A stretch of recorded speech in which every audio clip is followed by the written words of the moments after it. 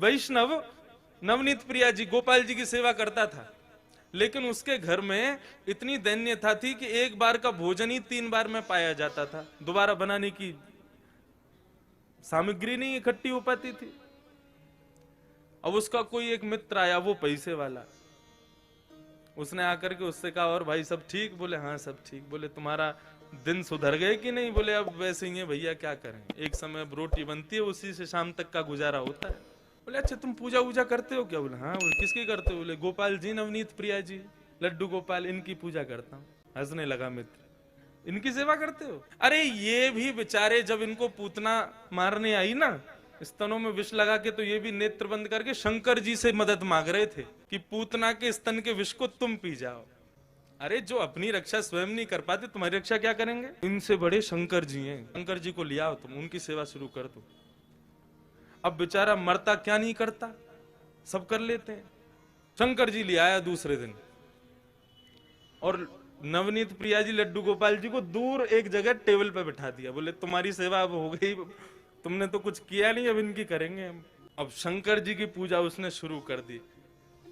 खूब रुद्राष्टाध्यायी से अभिषेक आदि सब करने के बाद में अगरबत्ती जला करके और त्रिपुंड लगा लिया। पहले तो ऊर्ध्वपुंड लगा रहा था, अब त्रिपुंड लगा करके ओम नमः शिवाय जप करने लगा। अब जैसे ही आंख खोल के देखा तो जो उसने अगरबत्ती जलाई थी उसका धुआं उड़ करके गोपाल जी के पास जा रहा था। अब वो धुआं है, वो तो कहीं भी जा सकता है।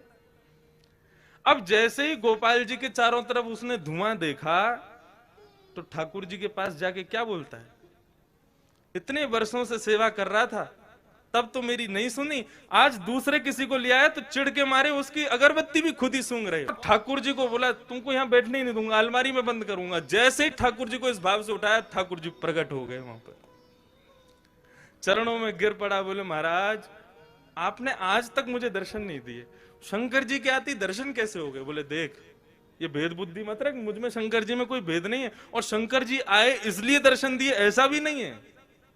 तो बोले क्यों किए, फिर क्यों दिए दर्शन आज आप? बोले कल तक तुझे ये नहीं लगता था कि मेरी नांग सूंघती भी है, कल तक तुझे ये नहीं लगता था कि मुझे भी जलन हो सकती है, लेकिन आज तेरे भीतर ये भाव आया कि मैं चैतन्य हूं, ये अगरबत्ती मैं भी सूंघ रहा हूं, मुझ में भी एक जलनशीलता आई है, मतलब मैं साधारण मूर्ति नहीं, मैं चैतन्य हूं। जब तेरे हृदय में ये भाव आया तो मैं पीछे क्यों हटूं, मैं भी प्रकट हो गया, मैं भी क्यों मूर्ति तक रहूं?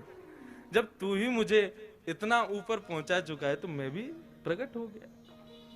तो ठाकुर जी का दूसरा स्वरूप भागवत कहती है चैतन्य।